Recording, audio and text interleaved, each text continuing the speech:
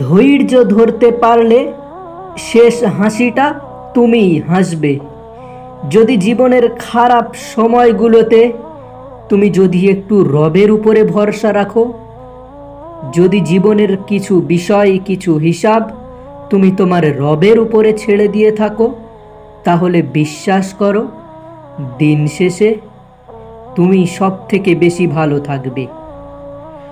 আমাদের জীবনের প্রত্যেকটা মুহূর্ত কিন্তু আমাদের মনের মতো হবে না।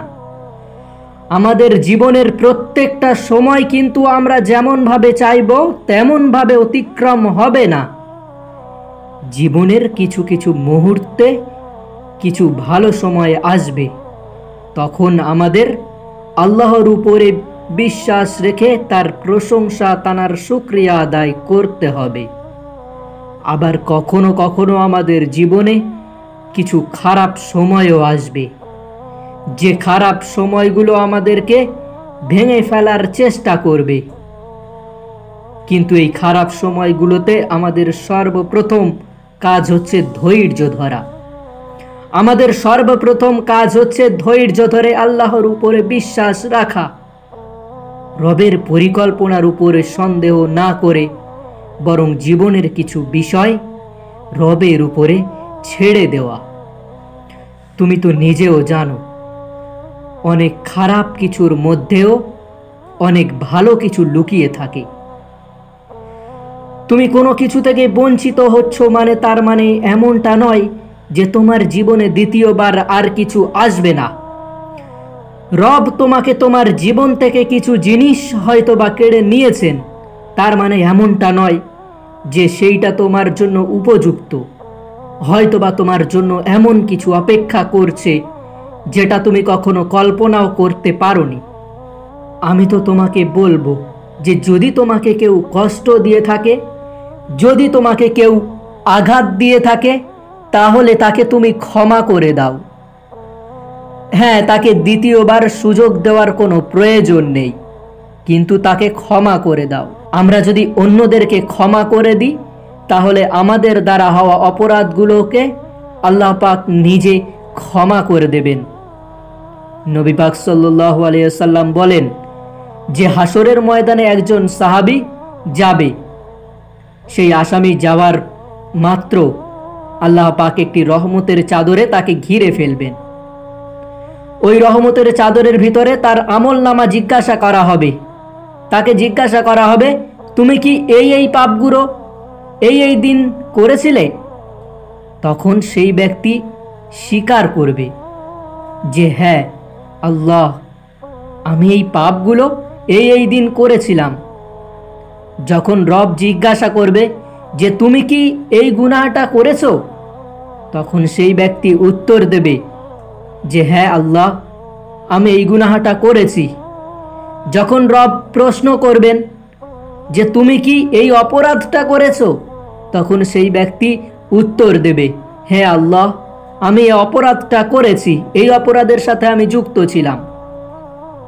যখন রব প্রশ্ন করবে যে তুমি কি এই অন্যায়ের সাথে তুমি নিজেকে যুক্ত রেখেছিলে, তুমি কি এই অন্যায়ের সাথে যুক্ত ছিলে, তখন সেই ব্যক্তি বলবে হ্যাঁ আল্লাহ, আমি তো যুক্ত ছিলাম। এক একটা করে পাপের কথা তাকে জিজ্ঞাসা করা হবে এবং সে একটা একটা করে পাপ স্বীকার করবে। তার আমলনামার হিসাব অনুযায়ী দেখা যাবে সে জাহান্নামে যাবে। কিন্তু মহান রব্বুল আলামিন ফেরেশতাদেরকে বলবেন যে হে আমার ফেরেশতারা, আমি এর গুনাহগুলোকে মাফ করে দিয়েছি, তোমরা একে জান্নাতে প্রবেশ করিয়ে দাও। তখন সেই ব্যক্তি বলবে যে আল্লাহ, আমি জানি আমল দিয়ে কখনো জান্নাত পাওয়া যায় না, জান্নাত পাওয়া যায় তোমার রহমতে, তোমার দয়ায়। সেই ব্যক্তি আরো বলবে যে আল্লাহ, মনে একটা প্রশ্ন আছে, সবার বিচার করার সময় তুমি ওপেনলি করেছো, কিন্তু আমার বিচার করার সময় তুমি কেন চাদরে ঘিরে করেছো? তখন মহান রব্বুল আলামিন বলবেন, তুমি দুনিয়াতে আমার অনেক বান্দার গোপন খবর জানতে, প্রকাশ করনি, যে তার সম্মান চলে যাবে বলে, সে অপমানিত হবে, সে লজ্জিত হবে বলে। তুমি তার খারাপ দিকগুলোকে অন্যদের সামনে প্রকাশ করোনি, তুমি তাকে লাঞ্ছিত করোনি, তুমি আমার বান্দার ইজ্জত রক্ষা করেছো, তাই আজ আমি তোমার ইজ্জতকে রক্ষা করে দিলাম। সেই ব্যক্তি প্রশ্ন করবে যে আল্লাহ, এত গুনাহ থাকার পরেও আপনি আমাকে কেন মাফ করে দিলেন? তখন মহান রব্বুল আলামিন বলবেন যে তোমার হাতেও তো সুযোগ ছিল, তুমি তো চাইলে অন্যদেরকে মাফ না করতে পারতে, তুমি তো চাইলে অন্যদেরকে ক্ষমা না করতে পারতে, তুমি তো চাইলে দুনিয়াতে তোমার ইগোগুলোকে দেখাতে পারতে। তুমি শক্তি থাকার পরেও অনেককে মাফ করে দিয়েছো শুধুমাত্র আমার দিকে তাকিয়ে। আমি রব আজ তোমাকে মাফ করে দিলাম। তাই বলছি, রবের দয়া পাওয়ার জন্য আমাদের একটু অসহায় মানুষের প্রতি দয়াশীল হওয়া উচিত। যারা অপরাধ করেছে, যারা আঘাত করেছে, যারা কষ্ট দিয়েছে, যারা ঠকিয়েছে, তাদেরকে দ্বিতীয়বার সুযোগ না দিয়ে তাদেরকে ক্ষমা করে দেওয়াটাই সব থেকে উত্তম। কারণ আমাদেরকেও ক্ষমা চাইতে হতে পারে। আমরাও যে খুব একটা ভালো এমনটা তো নয়। এমন একটা দিন আসবে যেদিন আমরাও রবের মুখোমুখি দাঁড়াবো, আমাদেরকেও প্রশ্ন করা হবে। আর আজ যদি পৃথিবীতে আমরা মানুষদের ক্ষমা করে দিতে পারি, যদি অন্য মানুষদের অন্যায় অপরাধগুলোকে আমরা গোপন রাখতে পারি, তাহলে হাসরের ময়দানে আমাদেরকেও রব উত্তম পুরস্কারে পুরস্কৃত করবেন, এবং যে পুরস্কার পাওয়া মাত্র আমরা খুশি হয়ে যাব।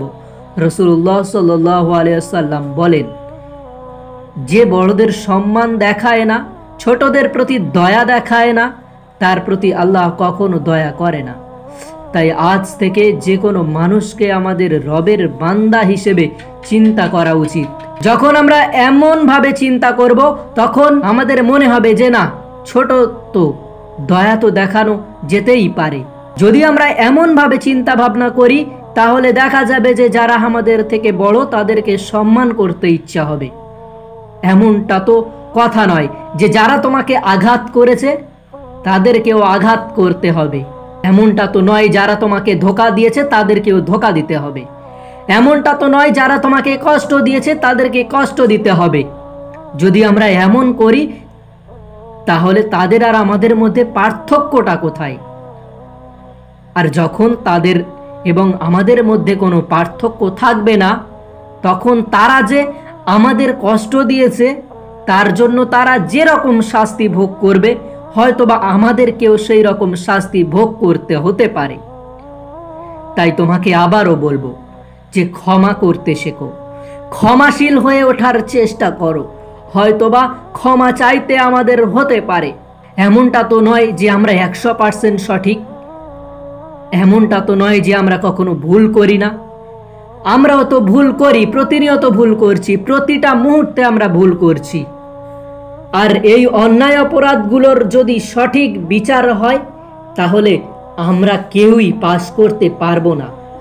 সুতরাং পৃথিবীতে থাকা অবস্থায় নিজেদেরকে এমন কিছু করে যেতে হবে, এমন কিছু দেখিয়ে যেতে হবে, যেটা দেখার পরে রব আমাদের প্রতি দয়া করবেন।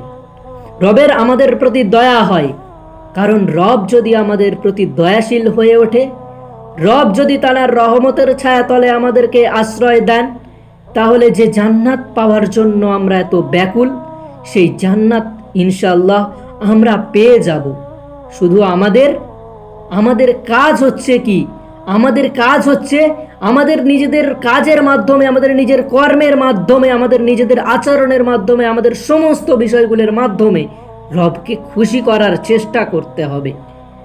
কারণ তিনি যদি খুশি হয়ে যান, তিনি যদি আমাদের উপরে রাজি হয়ে যান, তাহলে পৃথিবীতে তোমার জীবনে কতই না পরিবর্তন আসবে। তুমি কত সুন্দর একটা জীবন পেতে পারো, এবং হাসরের ময়দানে তুমি কতই না পুরস্কারে পুরস্কৃত হবে। যে তোমাকে সম্মান করে না তাকেও সম্মান করো, যে তোমাকে ভালোবাসে না তাকেও তুমি ভালোবাসো, যে তোমাকে ভালোবাসে তাকেও তুমি ভালোবাসো, যে তোমাকে শ্রদ্ধা করে তাকেও তুমি ভালোবাসো এবং শ্রদ্ধা করো। যারা তোমার পিছনে তোমাকে নিয়ে সমালোচনা করে তাদেরকে তুমি ক্ষমা করে দাও। তাহলে দেখবে নিঃসন্দেহে জীবনটা অনেক বেশি সুন্দর হয়ে যাবে। বিশ্বাস রাখো, বিশ্বাস রাখো নিজের উপরে এবং বিশ্বাস রাখো এই পৃথিবীর পরিচালকের উপর। এই পৃথিবীর পরিচালক যখন আমাদের সঙ্গে যেটা করেন, যখন যেটা করেন, সেটা আমাদের নিশ্চয়ই ভালোর জন্যই করেন। আমরা হয়তো বুঝি না, তিনি তো উত্তম পরিকল্পনা করি। শেষে তোমাকে আবারও বলবো যে প্রিয় ভাই আমার, অন্যদেরকে ক্ষমা করে দেওয়ার চেষ্টা করো, নিজেকে ক্ষমাশীল বানানোর চেষ্টা করো।